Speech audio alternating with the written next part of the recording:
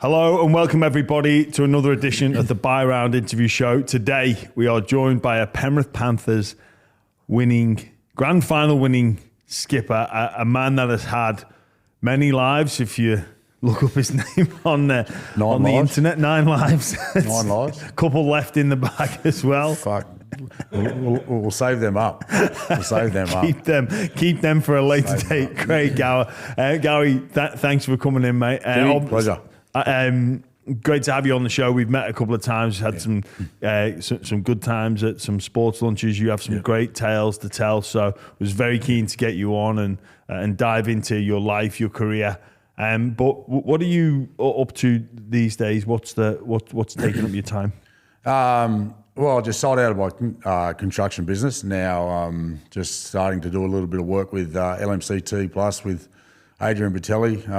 There's a nice little venture there, so I'm just sort of in the early stages of that. So hopefully that'll blossom into something really good. So looking forward to it. You say you started your own construction business? No, I'm out of the construction business. You're out of it? Yeah, so I'm young Adrian Batelli, who's got LMCT Plus out of Melbourne, the platform. So just trying to bring that platform to pubs and clubs and so forth. So that's my role. So just diving in now, just early stages, but it's certainly interesting. Yeah. Do you have anything to do with the game? I do a little bit with St Mary's, just with the Massey, just as a bit of an assistant coach. So just good to be around the boys, and you really miss that camaraderie when you finish playing, and they're welcomed in with open arms, which has been great. A really good bunch of blokes and some half decent players too. Yeah, nice. Well, going back to when you were that young whippersnapper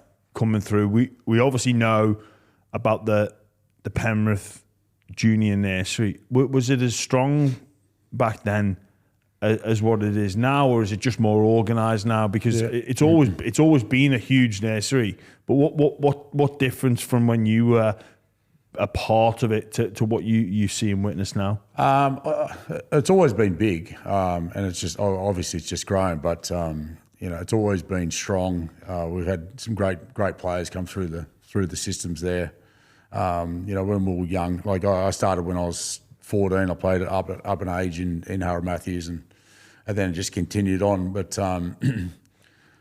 we've always had a great grounding out of there of good coaching, great players coming through the system. We sort of let go of that a little bit when obviously I went into grade, but it's we're always going to be strong out there because of the amount of people we've got, the amount of teams they've got. I think there's close to 500 teams or something now in the junior league. Yeah, wow. So it's a great nursery, and everyone wants to play for Penrith. And when you're winning grand finals like that, that just brings those young kids coming through. They just aspire even more. And those kids coming through now just want to be like Nathan Cleary, Gowie, players of that magnitude.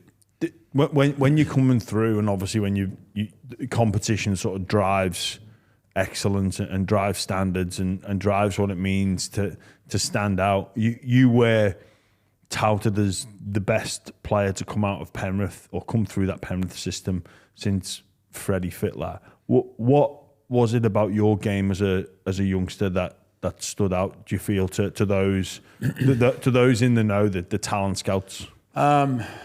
It's a tough question, Jimmy. It's a hard one because it's all about someone's opinion early on. There's been some other players that have gone through a system and they don't get judged by a certain person the way that they'd judge somewhere else, and then they'd leave, and then they'd become a great player. So for us, I had a winning career when I was juniors. I started when I was 7. We won every comp till I was 15. We had a very good team, and that certainly helped because you're winning comps every year. So I played younger when I played New South Wales in under 12s and under 15s and so forth. So then that sort of helped me progress. Playing with Bedsy and Owen Craigie and players like that when we were 15. So.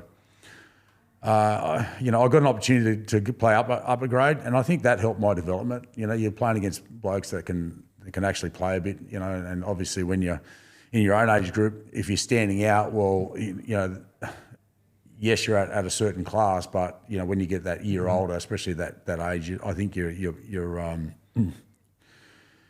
probably forces you in a way to do something different. I think a lot of young kids, when they play at their own age group and they dominate, they just rely on the same old tricks because they know it works at that level. But when you go up in age and there's 12 months more of development, what worked for you at under 12s doesn't work at under 13. So you have to not reinvent yourself, but try different avenues to figure out a way to get over the opposition. Yeah, that's right. And I think that comes down to skill and being able to read the game. And excuse me, I really like to play off the cuff sort of football, and that's how I grew up. And that's where the instinct comes in to actually be able to see where you can put blokes through holes and so forth like that. So.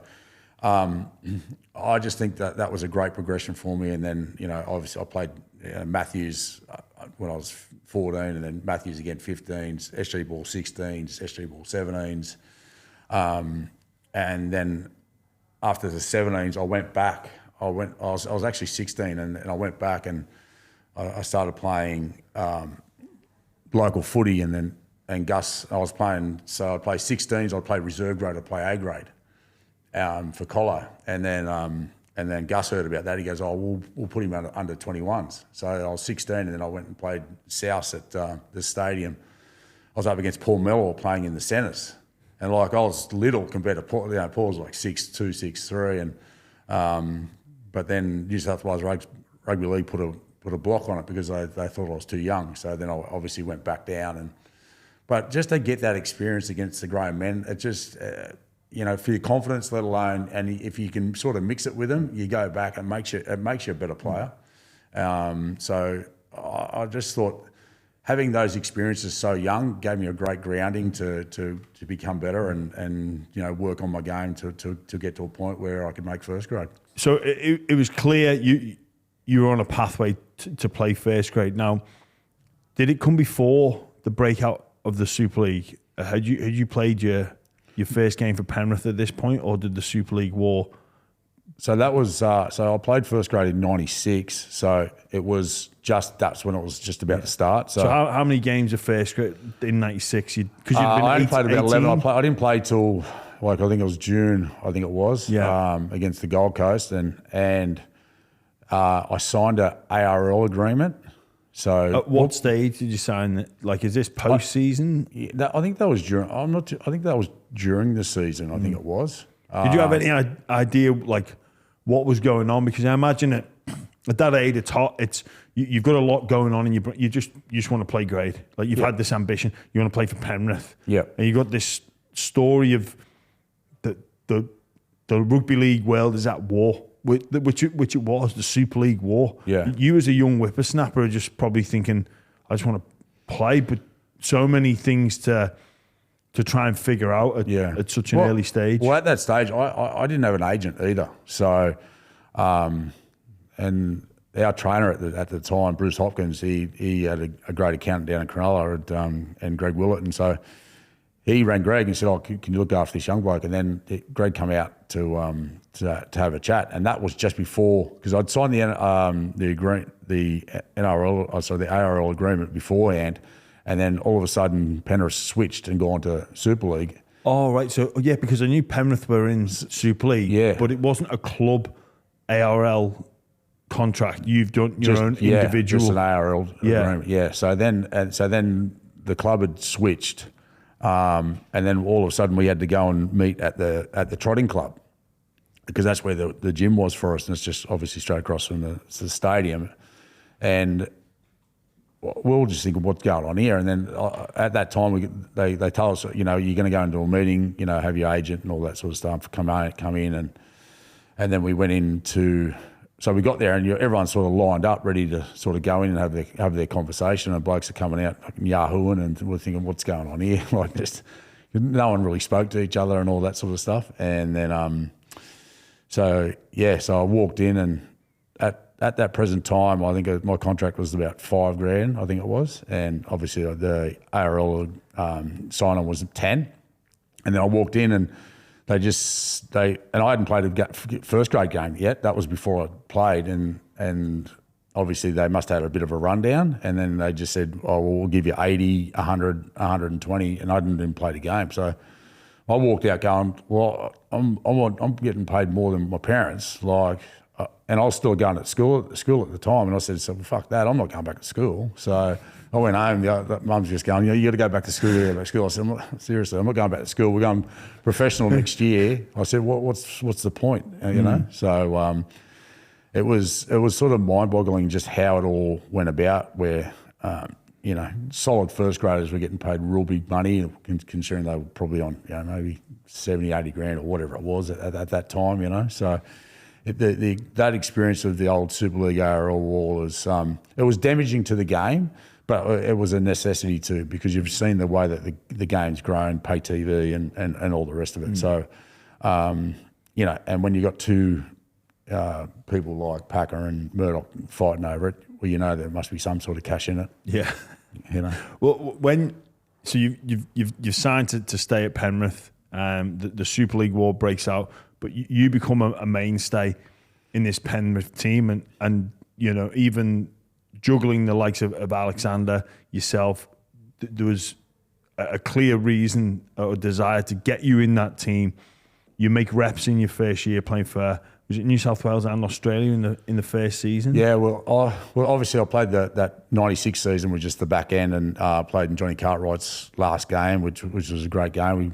We ended up beating Parramatta at home, and had a really big pre-season because we were leading in, full time and all the rest of it. So I had a great pre-season, and we kicked off, and Greg come back from the Warriors.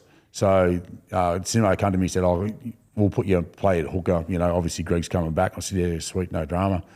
And just to learn off Greg, just the way he went about his business, the way he trained, just so professional in that manner, and that's.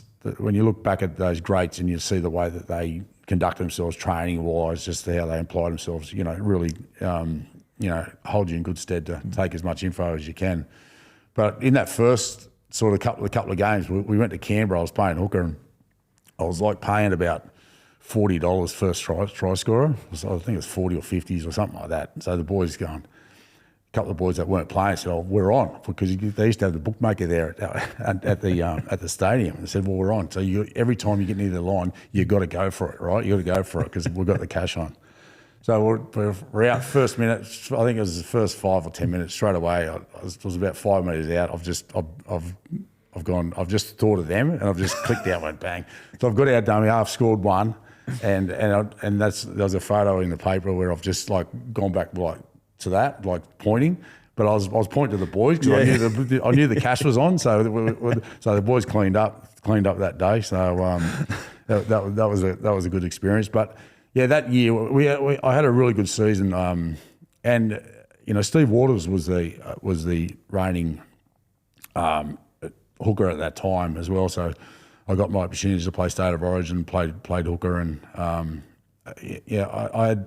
I played particularly well that year, and I got the opportunity to play for New South Wales, and then I got to play for Australia when we went to play the Great Britain in the three match test over there, and Alfie Langer didn't want to play that tour, so I ended up playing half inside Laurie Daly, and some guys that I grew up just idolising. My favourite player was Bradley Clyde, and I just loved the way he got behind the ball every time. He was just, and so to play with a guy like Bradley and Laurie and Brett Mullins, some sensational players from back in the early 90s. So for you as a teenager, how are you in and around the dressing room still at Penrith? Because it's sort of the news now about, say, a Lockie Galvin, for instance, and he's getting or he's going to move on, but just the influence of the younger player now, or I guess the power that a younger player has. What were you like as that person in the dressing room as a teammate at that age? Yeah, at the beginning, you just wouldn't say a word. You'd only speak if you've been spoken to, and if those senior guys speak to you, then you'll say anything. But it was just the respect factor. That's how it was. I know the game's changed these days with the younger guys and the rest of it. And they're all, they can be a bit lippy, I reckon. But for us coming through, that just wasn't the case. But when you get on the field, then that's, in my position, you have to dominate. Like, you can't just sit back and go, you sit in your shell. You got to dictate to them where you need them to be. Was that hard to do? Especially playing 7 for the Australian team with those people that you've idolised, to sort of bounce them around, tell them where they need to be. I don't.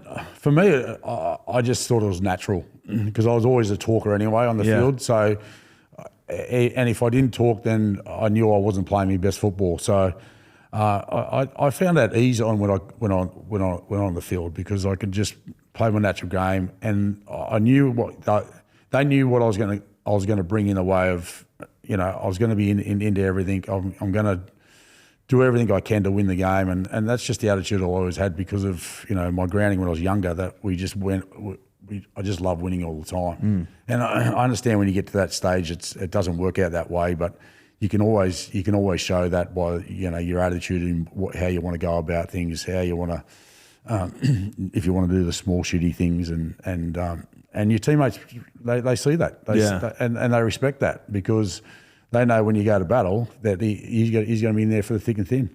Well, when you're experiencing this as a teenager, is it just life? Are you just living for the moment, or do you actually stop to take any of this in? Did you actually realise what the significance of what you were achieving at a young age? To be honest, I personally think that when the money comes into it, that's when it made it more difficult for me because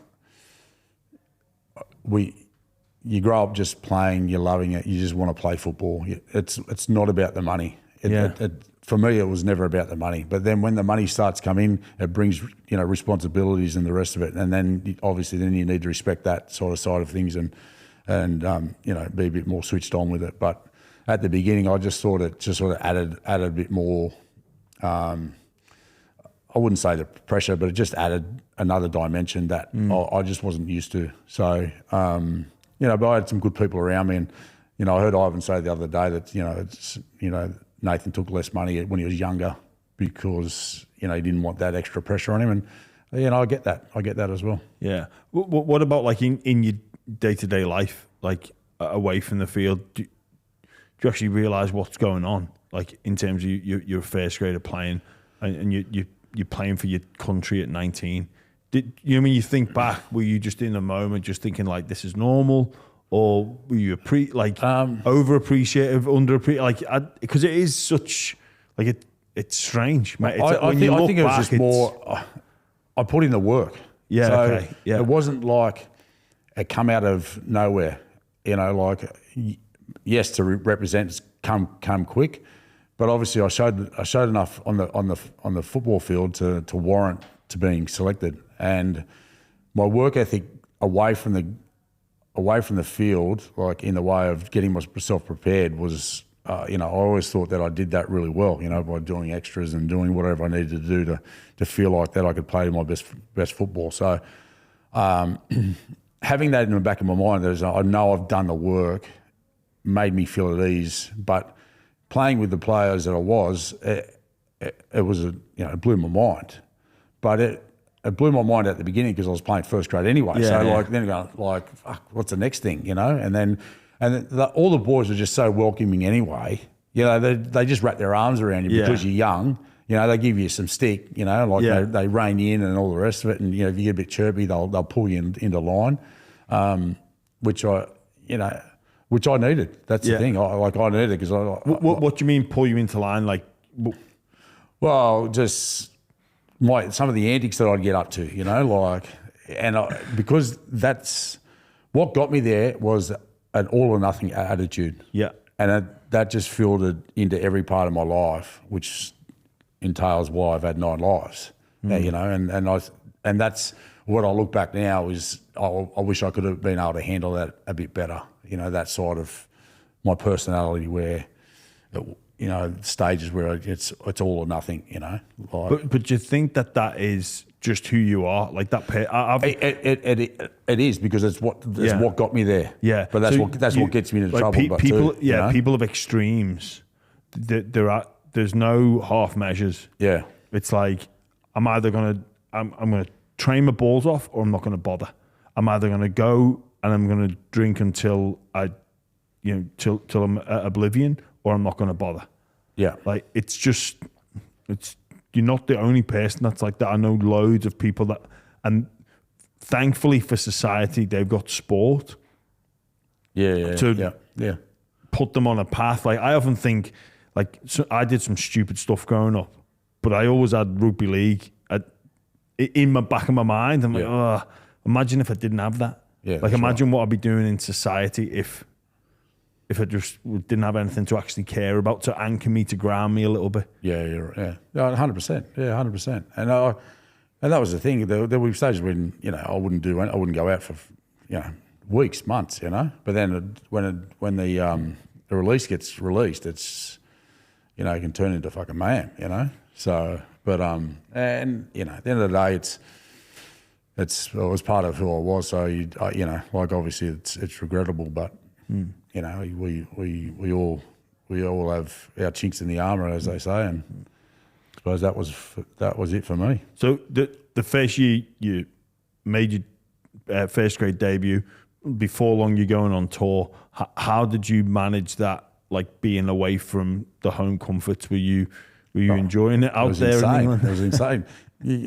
Especially going to the church nightclub on the old Sunday down in London. That was quite enjoyable. And but you know, that's the thing. But we had a great group of blokes. You know, Andrew Eddinghausen was on that tour that we were on. Like some of the great players from back when I used to watch football was, you know, on those tours. And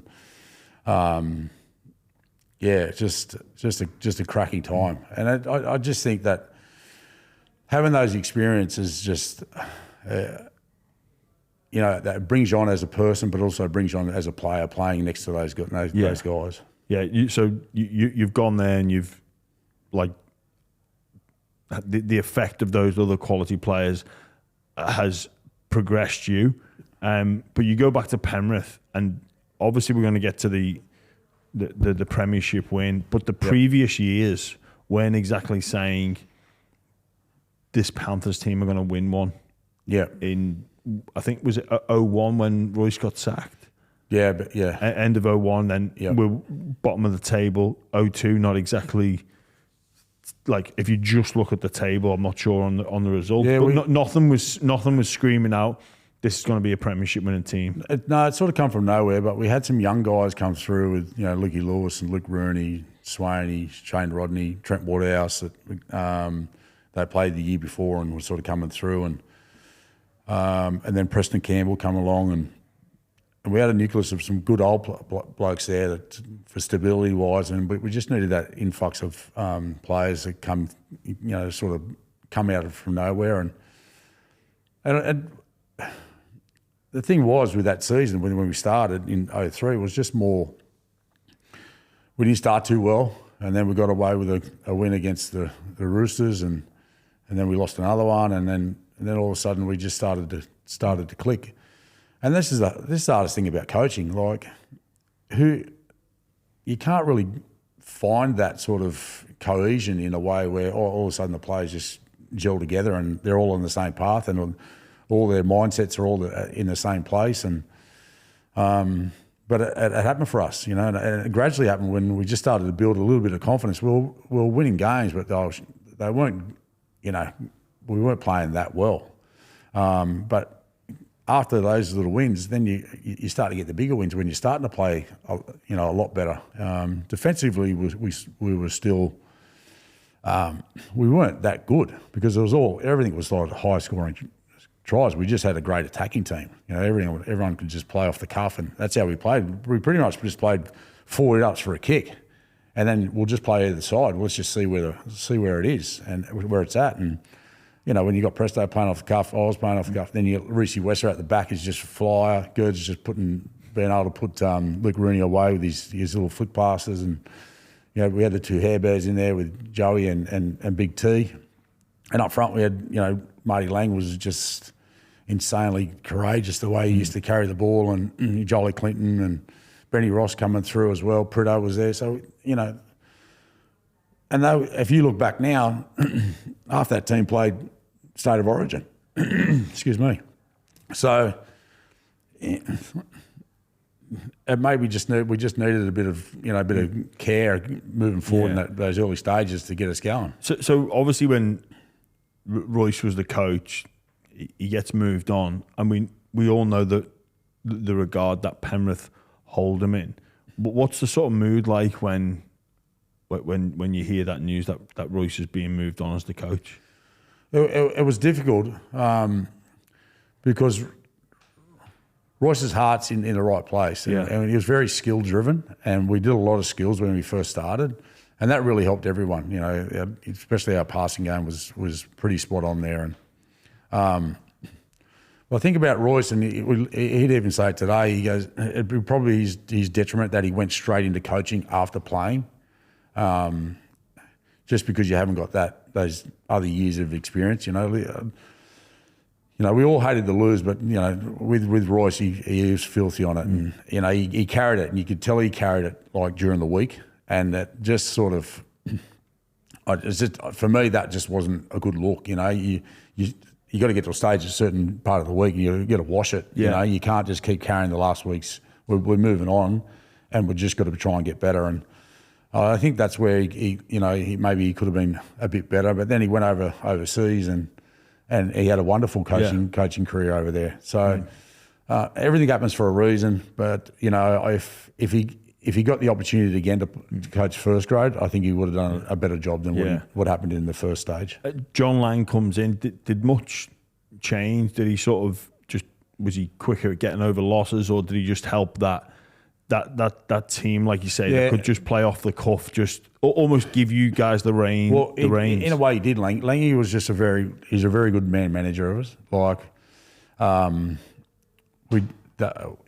to the game, we didn't really have a game plan. Like that was, you know, we'd have a style we played. Just a style. We just had a style. It wasn't like we're there to break down a team. You know, we were just more worried about what we're doing. Obviously, you look at the other team and see what they do well, but it wasn't like you're going to break down and do a certain play, or we put them in a certain position on the field to open them up at a certain stage. It wasn't like that. So, but and our strength was just playing our own game. We had a power game playing through the middle, and just, you know, when we see half an opportunity, we took it, and that's how you could play back then.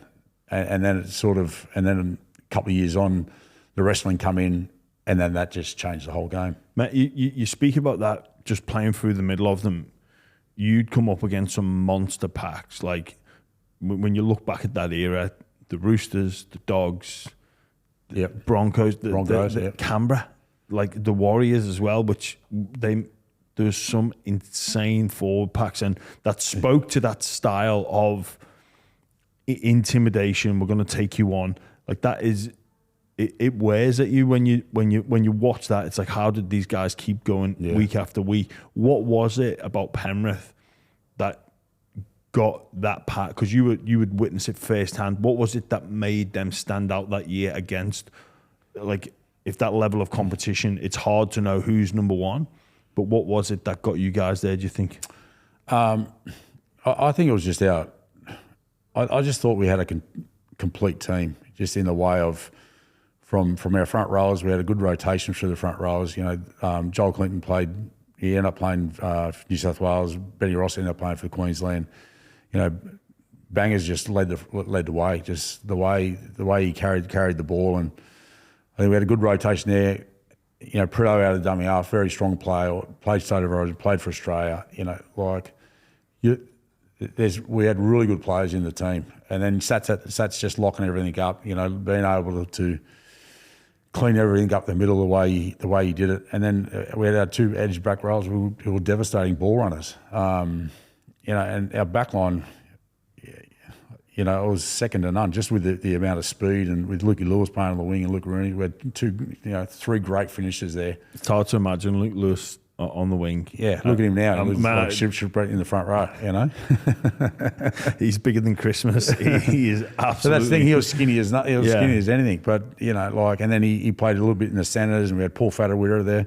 We just had a classy team that I think we bonded well together. The gel of us playing, I think we just suited each other's styles of play, and that was the biggest thing. From that year, what do you remember about the final series? Our toughest game was the Broncos game. It was the first one in a while, wasn't it? Yeah, it was. And we had a crazy wind at Penrith Park that day, and Brisbane were up. I don't know, it was 16-6, or they were up anyway, and then we turned it around in the second half. We had the wind, and we just ran away with it. And that was a very good Brisbane side as well, and coached by Wayne Bennett. And he knows how to get those boys ready to play, especially on those big occasions. So to come out and win that game the way we did it, the confidence was just through the roof. Even though we just expected to win that game anyway, that's just how we were feeling at that stage. Well, that's how I was. I just thought we're good. Yeah. And then we played the Warriors, and we in that game we weren't in second gear, but we did it comfortably, and then leading to the grand final. It felt like just another week for us. Like, we were joking around, laughing. The grand final luncheon where we were just sort of really relaxed, just hanging out, and the Roosters were pretty. They had the suits on, looking beautiful. And I remember talking about this for you guys. It was just another game. And when you say it, I guess everybody likes to think that they approach that way, but speaking to you, it doesn't happen like that. Yeah, I know, speaking to you a few times, it feels genuine that you were just like, well, you guys, we're not going to change anything. We're not going to. And there was no pressure on us either, because we weren't expected to win anyway. So even though we come first, everyone thought the Roosters were going to win. So there's some footage on Channel 9 where they panned into the shed, and everyone was just sort of having a laugh, they were sort of joking and all the rest of it. So. Don't get me wrong, that was the biggest occasion probably of all of our careers that going into that game. But I just thought we handled it in just such a great manner. And at the end of the day, we won the game more on, 4 big plays. That's what we won the game on. Everyone done their job, but then Prideaux come up with 3 crazy things, and Sats come up with 1 other, and that was the game. Just those four do your job and hold on for those 4-5 moments. That's the thing, but if Sats doesn't make that tackle, that game turns around, who knows where we're going to be. What was it like to witness that? Because it's pretty incredible to watch even now. It's one of those things, and there's a few moments it gives you tingles. In rugby league where you think, no. You watch it back and you're like, he's going to score. Yeah. There's numerous things like that where you're like, no. I know the result, but it can't happen. It was just an insane moment.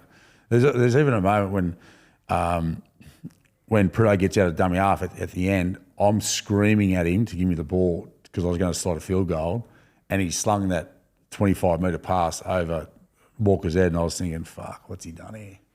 And then, but... He hit the mark. Yeah. What score was it there? That was 12-6. 12-6. So 12-6. So if he takes it, he's down the other end. Yeah. So no one's catching walks. And you're thinking, let's do it 13. Let's get it to 13-6. And because I already tried to go for one. I hit Crocs in the head, nearly KO'd him, and then that was going over too because I hit it so sweetly and it flogged him straight in the head. But and that was the thing. And you look at games now, especially in those big games, it's players come up with some special plays to get the job done. And it's how it happens to today. Yeah. Obviously, it's the first time in a long time since Penrith have won it. A group of lads that, I guess, knew how to party. What does the next 48, 72 hours look like? Yeah, it was decent. It was decent. We had It was, I told a couple of stories about how we hijacked the bus and all that, but the amount of people like from the town that went back to a bloke's house just to party, like just with us, was just insane.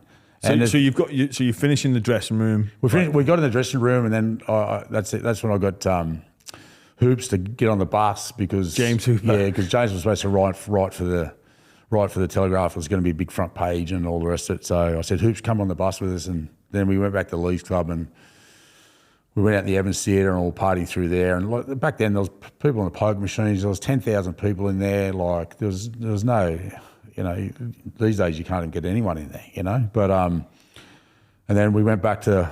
We got punted out of there because they said, out your own leagues club. Yeah, they said, you better go. I said, all right. I said, fill the taxi up and we'll go. So they filled a taxi up full of alcohol and stuff, and then they shot us off to. We went back to our mate's house, Kiwi's place. So we're running riot there, and then till in the early hours of the morning. It was next day actually. So, and then we hijacked the bus to get back to a pub. Was this when you say hijacked the bus? Is this? This is not just this not the Penrith team bus. No, this is the en route bus to go into Wellington Station. Yeah, so there's a bus driver. He's driving. He's just a normal day. It's a public holiday Monday. Old Greenbank Drive, and he's gone. So I've waved him down. I said, mate, you're not even at a bus stop. You just side of the road. You're not waiting at the bus stop. No, I just seen him coming. I thought that's us. Yeah, because we're not getting. You're not getting like 20 cabs, are you? So. I just said, "Come on," and he stopped, and I said, "Mate, you need to take us to the pub." He said, "Mate, I can't. I guess I'm en route." I said, "It'll be all right. You'll be." He goes, "I'll get sacked for it." I said, "I promise you would not get sacked for it." And but he took us, and then the boys got the bus after that, and because I didn't know that because I was on the first bus, so I wasn't too sure. So they ended up getting two buses. Who was the negotiator for the second? I don't know. I don't know who got the second bus. That was I only sort of learnt that not long ago. I was thinking, where'd that come from? Mate, how good's that when you're on a night out or a day out and then just things happen? You're like, well, how did you get it? Yeah, we got a bus. So did we? Then you try to recollect. Well, how did we get there? What did we do there? But and then we ended up getting back to the field and we had like a fan day and then Hoops was still with us, but he was still trudging on. He was going good. But how was his story going at this point? There was no story. He didn't report it. So he's left the ground on Sunday, supposed to write for Monday's For Monday, yeah, for Monday. So he's supposed to lodge a story. So anyway, so we got and we went to another pub and then Paulie Kent turned up and he goes, "Where's Hoops?" I said, "Oh, he's there. He's over there." And he went and got him and he's just he was a bit under the weather anyway. The old Hoops and so he got his story, but the story was never written. The story was never written. So he nearly got the sack for that. I think. When did Stumps finally get pulled up, or was it just a continuation? Yeah, or I think it was day 3. Day 3 got pulled up because we had to go on tour anyway. Oh yes, of course. When did you know you were picked for the Kangaroos? That's straight after the game. They let you know. Yeah. Then. So then you have to. I think it was by Thursday or Friday. I think it was. So we knew. So we knew that was on. So we knew that we would have to get in a good couple of days and then rest up and then get on the plane. So in the horrors on that plane, business class. So you're just laying back. You're just laying. So you're laying back. So you're fine. So that's your 24-hour recovery on the way to England. You get to England and you play that Ashes series, and at Wigan's ground, JJB, you're playing, and off the kickoff, not all hell broke loose. When Morley takes Kearnsey's head off. Yeah. It was just like, did you get a sense that there was something brewing? Well, because sometimes in those games you're not surprised that something happens. Yeah. But was there a sense that something was about to go off? With Mauls in there, you just don't know what you're going to get, mate.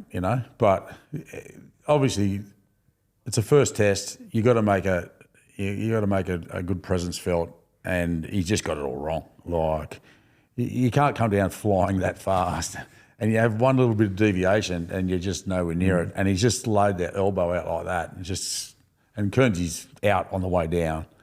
So, but that was a massive moment because we only just won that game too, with 12. And they had 12 men. So it, just that's Test match football, I suppose. Yeah. Did Kearnsey play on? No. He come off. He come off. taken I'm not too sure if he came back out, but those days you could, what I mean? So did you enjoy that Kangaroos tour? Because I suppose when you're a little bit younger, it's kind of a bit more difficult to appreciate. But this is like legit. You've just won a premiership. You picked in the Aussie team. Yep. Like, was that when you thought like, Yeah, no, it was a great. We had a great time over there. It's like anything. We had Billy Johnson as the trainer, and he's one trainer that you just every time you walk in, it's like you're scared because you know that he's just going to hammer you, and you're just going like, Bill, come on, not today, mate. Like not today, but he gets you prepared mentally. He gets you prepared because you know what you're in for. So it was. We had a great. When we're on to train and play, we're on. But when we're away, we could do what we liked, and that was just it was awesome for the group that we sort of had. We had some good blokes in there, big Maces in there, so he was entertaining as usual. But I was rooming with Mace at that time too. Oh, so, yeah. So, the whole trip. Yeah, the whole trip. Yeah, roomies. So that was good. But we had Chris Anderson was just one of the You knew what you get from Chris. This is how he wants to do things. He'd just say to you after the game, you go, okay, do what you like, but be ready to go Monday, Tuesday, or whenever. Yeah. And that was the thing. Everyone was professional enough to go, yep, righto, have your fun. When we get to play, we're on. Now we knock off. And that's what you get with the elite. The elite know that when we're at training, we're on. And it's treating you like adults as well, because it's a bloody long season. Traveling away from home, things aren't normal. It builds camaraderie amongst each other. You just get to hang out in a non-football environment, and then when it's time to go, it's time to go. With that too, we had some time off, and then some of the boys, some of the nerdy blokes went to Ireland, and all the sort of blokes that like to have a good time went to Barcelona. So that was. Which I'm assuming you were in Barcelona. Oh no, I went to Ireland. No. Oh, you went to I went to Barcelona. So we had a good crew. There was probably about 10, 15 there, and actually Kearnsey was on the way home. Kearnsey was on that, and one of the gypsies ran past and pickpocketed him, right, and he was off, and then Lockie was after him, chasing this little gypsy down an alleyway, and we're all yelling out, going, mate, stop! Where are you going? Like, wrong. You don't want to be chasing one of them. But he flew down there. He didn't catch him, but the bloke threw the wallet. But everything was taken out of it. Everything was taken out of it. But certainly a bit of a hostile place down there on Barcelona. Yeah. Well, I guess there's a lot of places like that in Europe. If you're not watching your pockets, someone will take advantage of you. Yeah. Coming back 2004. Now, I don't know if you remember this. So, I went on a England Academy tour in 2004, and one of the things we trained against the Penrith Panthers, and we went and stayed at your facility. And like when we talk about culture, I couldn't remember many of the players. I remember turning up at Penrith's training ground and being amazed. Some of the players had rims that spun, and just being like, "Whoa, these NRL players are mad! Like, how good are these cars?"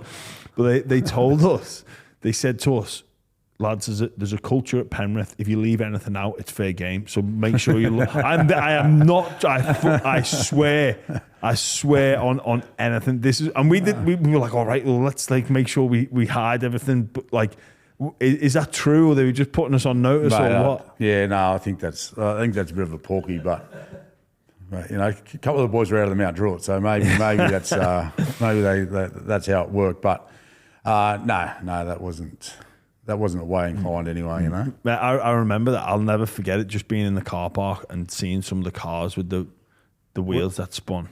Well, that's like us. Sorry, That's like us when we went over to one of the EPL clubs. I think we went to Manchester United and we went to Leeds and that.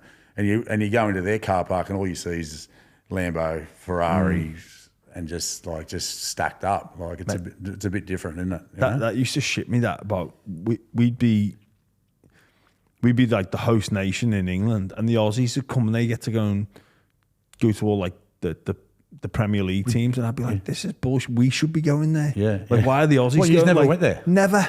No. I'd always say, Well, like, see, we had Harry Kuehl and Mark Viduka at Leeds at that time, so that's where that affiliation come through. But but just to see, it's like their facilities back then is what they've got now, what we've got now. Oh yeah, you know what I mean? Yeah, like that's how far ahead they were. Yeah, when they talk about like world class facilities, you go, it's good. Like, well, I'm not going to talk. We're very appreciative of what we've got here, but.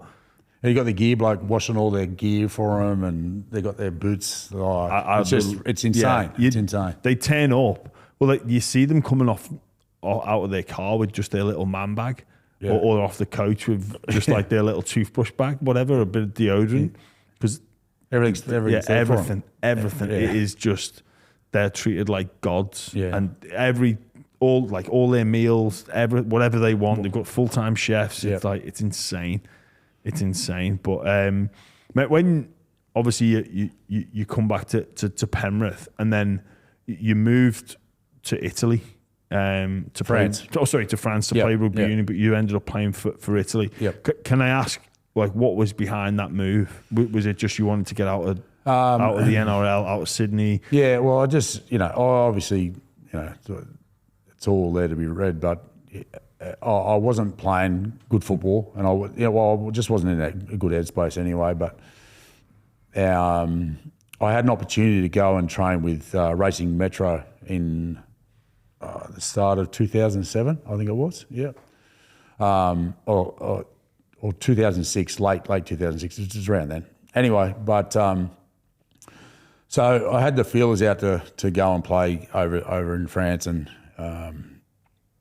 I still had 3 years to run on my contract with Penrith, and so I had an opportunity come up to play at Bayonne down south of France, and so I just went to the club and just said I'm not in a good place, just not playing well, and I need a fresh start. That was pretty much it. So obviously I had to go to the board, and I was very thankful that they accepted where I was at, and it was so that's how it sort of come about. With I guess some of the stories that are out there, or you look things up.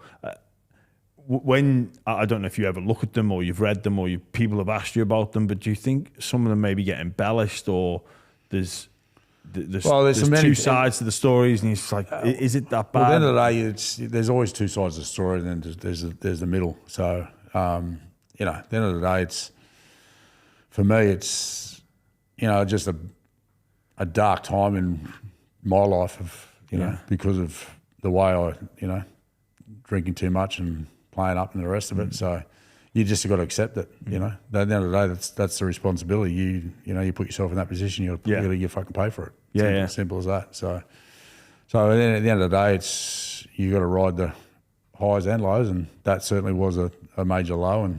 But it's that's what put me into that place. So where it's either I had to make a decision where if I continued playing in the NRL, or I'd made a change, and probably that change was a pivotal time in my life. When you talk about going through difficult moments and that struggle, like I can resonate with that mental or emotional struggle with almost yourself, like, and it's not that long ago, but was there professional help? Did you seek it? Did you think it was not for you? I don't need it. Like how did you manage it? Because I guess just thinking, I'll move countries. I didn't. there wasn't professional help or anything of that sort of stuff. Not back then anyway, you know. Yeah. Excuse me. Well, was it? But it was just I didn't. It's hard to look back and go, well, you know. I just look at it. I'm pretty simple. I just go, I put myself in that position. Yeah. We've got to wear it. You got to move on. That's it. You know, there's no. You can't hold on to that stuff. You know, you start holding on to that shit, and you just like it makes it even worse. But you know, at the end of the day, that's just how it is. Like, you work your way through it. You get through it the best you can. It's always going to be there. Like obviously with with the internet. So it's just a learning curve. When you land in France, how do you adapt to the French way of life? It was actually pretty cool. It's playing rugby was like the first game I played. Like I played outside centre. I was thinking I was going there to play fly half, and I was thinking I'm playing outside centre. I'm thinking, fuck, what am I doing here? Like, and I come off after the game, and I said to my missus, I said, I don't even think I sweat. I think I was just all I was doing just chasing after balls and like trying to catch these balls, and then that was it. Like it was only a trial match, but I really enjoyed learning how to play rugby. But it takes a long time. I think if you're going to play in the fly half, it takes a long time to sort of to hone your skills and be able to digest the game as well as you can as a halfback. So it was good playing out there at the beginning because it made me, I could see what's happening on the inside of me and pick up the game. But, the lifestyle was amazing living down there and, trying to learn French and, just trying to integrate with the French people, which were great people. They were beautiful people down south. Was there many like Aussies, Kiwis, South Africans, English? There was. We had a few Aussies. We had a few South Africans there as well. So there was a good mix of guys there. Manny Edmonds that played New South Wales here at in Sydney. He'd been in Perpignan for a while. I knew Manny and.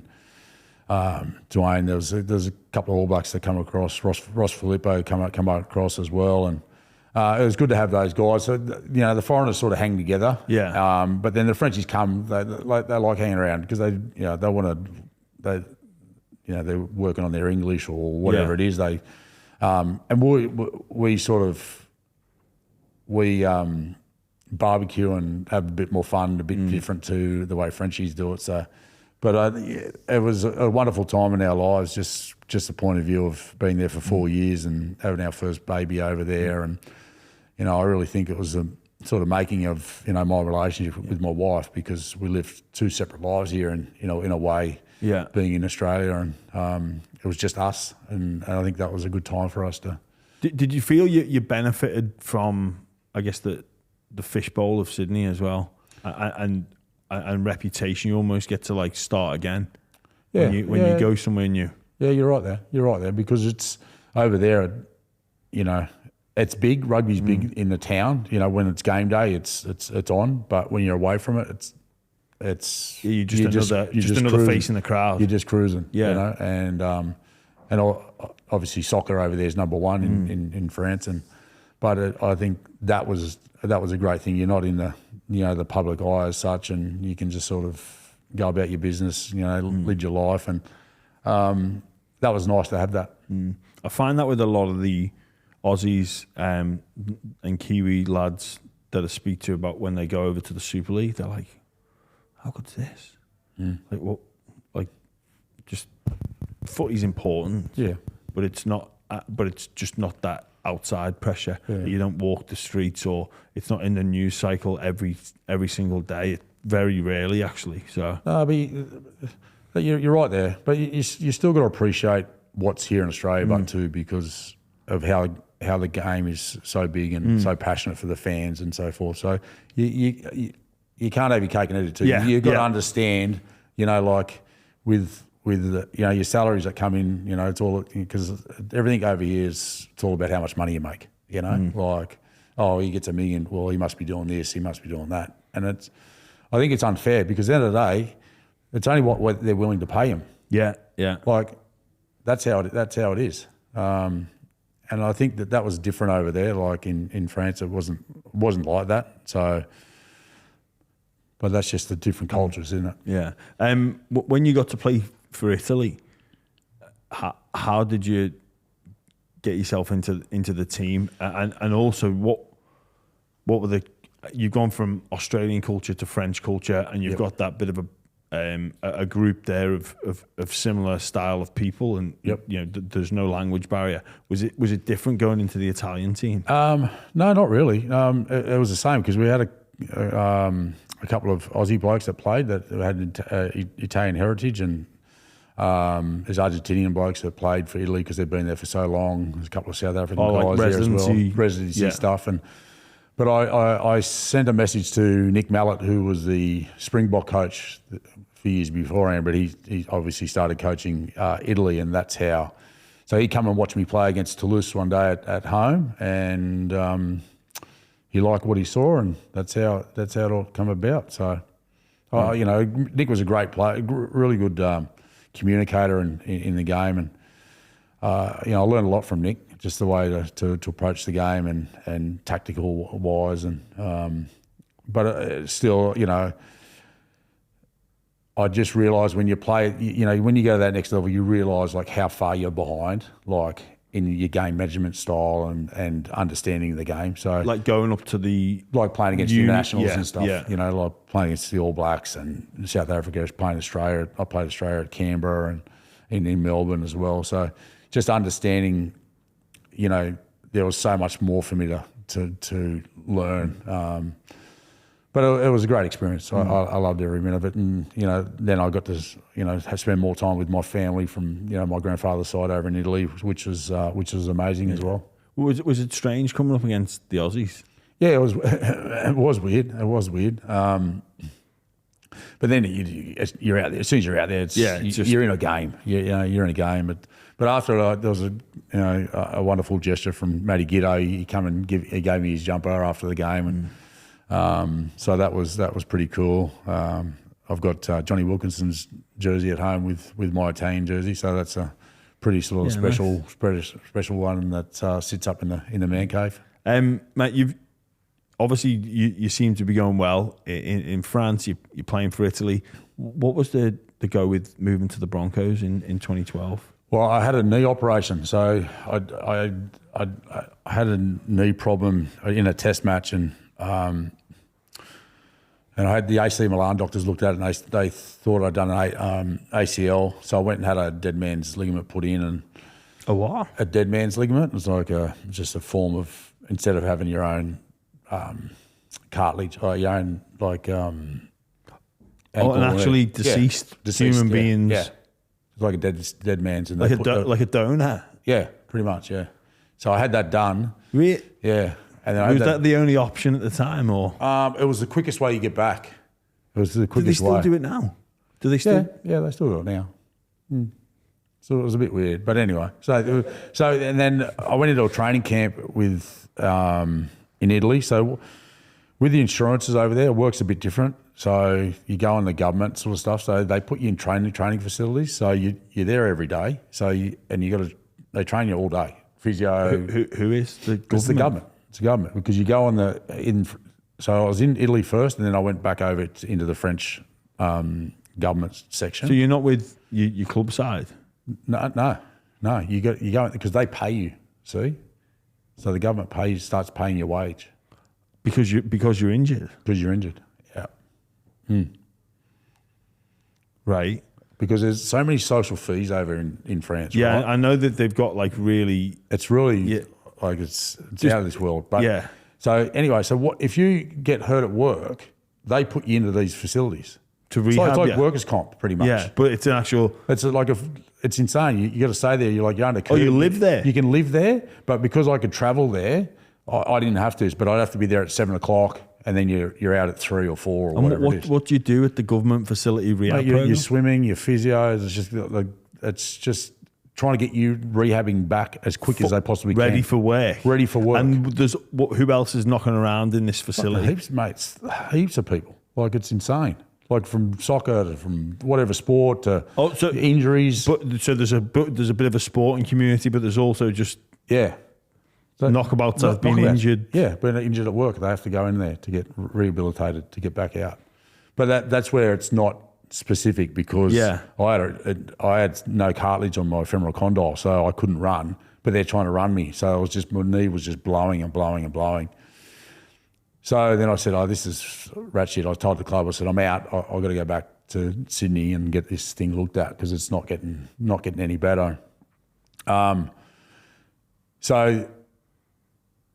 they didn't offer me a contract because my knee was no good. So I was sitting at home, and then Phil Bailey rang me and said, "Oh, do you want to come and play at London?" I said, "Mate, I don't know if I can run." You know, he goes, "Well, let's have a look," because I could have played for the Italians in the World Cup, but my knee wasn't right. See, so that was a sort of funny sort of period, and it took me. It was only because of the AutoG machine, you know, that's how I got back because I had to start running with no weight bearing, and then I just had to limit the amount of time that I had on my knee, and that's how I got back. And so I ended up signing for a couple of years with London, and first year was a good year. Like we didn't play well, we didn't live up to expectations of really what team we had. Just didn't seem the right camaraderie between the boys there. But was there a bit of a split between like the I know you. It wasn't a split between the English and that, no, because we had a lot of young guys who were really good boys. Dan Sargentson played. Sarge, he was a loose cannon, but Kieran Dixon played, young fella. So was Tony Clubby was there. Yeah, Clubby was there. He was a funny man. But it was. Yeah, I just don't think the Aussie boys lived up to what we were bringing, like to the team, that the profile of the player wasn't. Yeah, I just didn't think we just didn't perform well enough as a group, you know. So, which was disappointing, and then the coach got sacked the second year, and Tony Ray come in, and I don't have really much respect for Tony, and how come? Just the way he communicates, just not, talks in riddles, thinks he knows everything about the game, but unfortunately he doesn't. But so Gerd's actually seen Wayne Bennett at the airport, and he said, "Oh, Gowie wants to come out." He goes, "I'll tell him I'll take him. So I'll take him back at Newcastle." Newcastle, yeah. So I went and seen the owner of London, and I said, "Oh, mate, I can't keep going under Tony. It's not for me." And he said, "Oh, we can't give you a payout." And I said, "I don't want to think. Yeah. I just want to go now." Packed me shit up and left. How long did you have left on your deal there? I still had the rest of the 6 months. Yeah. But you just wanted out. Just wanted, mate. It just wasn't a good environment, and it wasn't for me. I just didn't respect the bloke, and when Wayne says he wants you, well, I did set sign for a $35,000 deal to go and play. So it wasn't about money. It was about enjoying my sort of last time I had playing, and went to Newcastle with Bedsy and Big Mace, and so it was we had a good bunch of blokes there. Jeremy Smith, so it was a good crew. What do you look back when you think about your career, and obviously there's so many different areas of it. What's your overall feeling about it? I'm very grateful and blessed to do something that I loved to do for so long.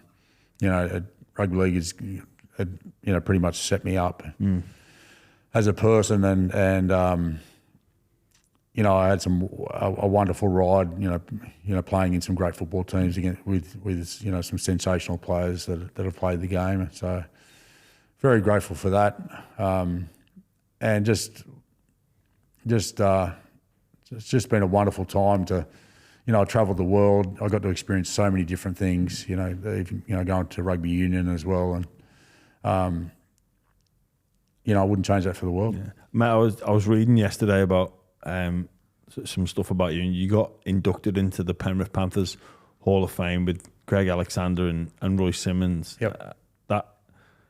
That must, like, considering some of the greats that have played for that club, and to get inducted with those two in particular. Yep. Like, it must make you feel pretty proud. Like, yeah, it certainly was. I was very shocked at that because, like, considering my age and the rest of it. So I was very, very grateful and super proud to be put in with, those guys, and Greg Moran as well was the other inductee. And and those two guys, Greg and Simo had, bearing over my career as well, which was, even more fitting to be able to be put in there with those two men. So, it's a super proud moment, just, for myself to be recognised in that way. And I never really thought about it. I just thought, that'd be cool, Yeah. But you look back now, it's just, it's especially very humbling for, myself and my family. yeah, you should be very proud of that, mate. It's a phenomenal achievement. Thank you. Absolutely phenomenal. 4 questions for each and every guest. So we got the dream spine. Hopefully Charlie did send you these. Yeah, he sent it to me. Yeah. Yeah. So we just have a dream spine, a 1, 6, 7, 9. No particular rules. So yeah. Okay. Over to you. Mate, look, I think I'd have to go with Cameron Smith. Just the way I've seen that bloke play continually for the amount of games he played.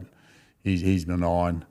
7's a tough one. I'd have to go with Joey. I experienced the 05 game where he just carved up Queensland. He just put on a performance. It was just like, it was unbelievable. Mate, just before you go, right? You know with Joey, I was thinking about this the other day. So there's players that are playing now where they go, oh, he's a future immortal. You know, when Joey was at the peak of his powers, were they talking about him like that or not? Or was it just, we'll deal with that after? I don't believe they did, no. Yeah. Is that because, I'm just gone off track a little bit here. It always, like when people are talking about Nathan, like, oh, he's going to be a future immortal. It's like, I think it's unfair tag for it. I think you got to let them play their careers, and then you look back and go, look what he's achieved. Yeah. That's an immortal status. Yeah. Like, I understand they're doing unbelievable things, but I thought it was over their whole career, not just that first part of it, all the rest of it. So, like all that shit, Jimmy, it's all a talking point, that's all it is. It's to sell a newspaper or get a couple of clicks online or whatever it is, So I understand why it's said, but it gets bandied around a lot, So, sorry, mate, go on. The 1 and the 6. Mate, I love the way Laurie played. So I'd put big Laurie there. And my fullback, I'd say Darren Lockyer. No, actually, I'll go Billy Slater, sorry. Slater, all good. I'll go Billy because because Lockie went to 6 and Billy, took that role as fullback to another level. So not Lockyer. If he'd have chased down that thief. If Lockie got that sheet with the cash back in it, I would have put him in. I would have put him in. If football didn't exist, what do you think you would have ended up doing? That's a tough one, mate. Because my whole life was just bandied around playing footy. But my parents had a smash repair business, so maybe I would have went into that. But I had no aspirations to do anything else. When you were a kid, and you got to be delicate about how you say this, but were you just completely all in on football, like nothing else mattered? I would say yes, because everything revolved around football, just related to playing at the front yard with half the street, every afternoon to obviously then getting a bit older and just dedicating what I was doing just to playing. Yeah. Like that's the thing. When I was younger, that my dedication to going out with the boys, but not drinking like they were. I know they were underage and we're underage and the rest of it, but I could have went down that path. And there's been so many blokes that have gone down that path where they get involved or they start doing something that they shouldn't be doing. And I was good mate of mine, he went to a party and had his jaw broken, and that sort of finished him. You know? Oh, really? Yeah. So like, and he was playing rep football at the time, and then he broke his jaw and he put the weight back on, and then he just wasn't the same player as he was. You know, and that's the thing. That's some moment, and it all changes for you. So I was very proud of that, how I navigated that sort of younger period where, you know, I stuck my head down and worked, because I wasn't there, you know, I wasn't there yet, and maybe that helped. Do you mind me asking, like, what you actually, like, what was your area of focus? You know, when you're a young half trying to make it, what was your, like, that area of focus? The area for like, are you talking about the game, or you just on and off the field? Yeah. I suppose. Like, what did you do to master your craft? It was the want. It was the want to succeed. I think it's and the only way I knew about how to get that was by working.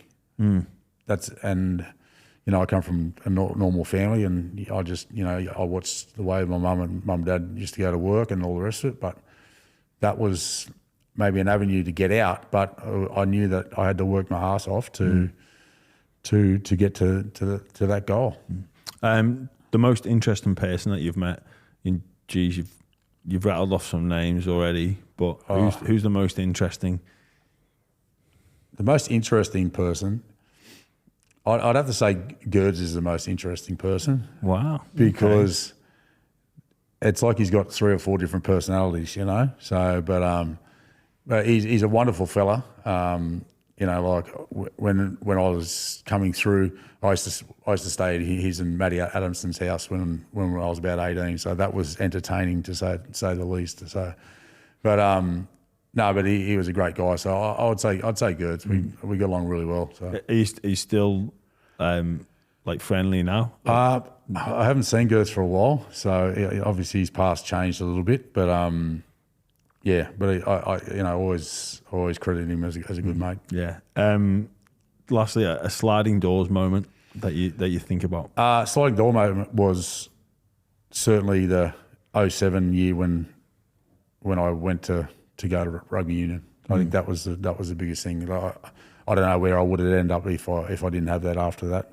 You know, I was just in a state of I wasn't enjoying what I was doing. I wasn't playing well. So that was certainly a pivotal moment in my life. Yeah, that decision to make some like huge change. Yeah. Make a huge change, and for, you know, personally and professionally. Gowie, it's been an absolute pleasure to sit here and talk with you. I do like some of the sports lunches stories that you tell, but obviously we're an R-rated show. But it's been great to have you on and go through your career. You should be so proud of what you achieved, and even myself, just looking, like, obviously we've met a heap of times. I know the name. But it's probably not until you go through and you're like, far out, this guy, like, what a player. So congratulations and thank you for joining us. Thank you very much, Jimmy. Appreciate it, buddy. Cheers, mate.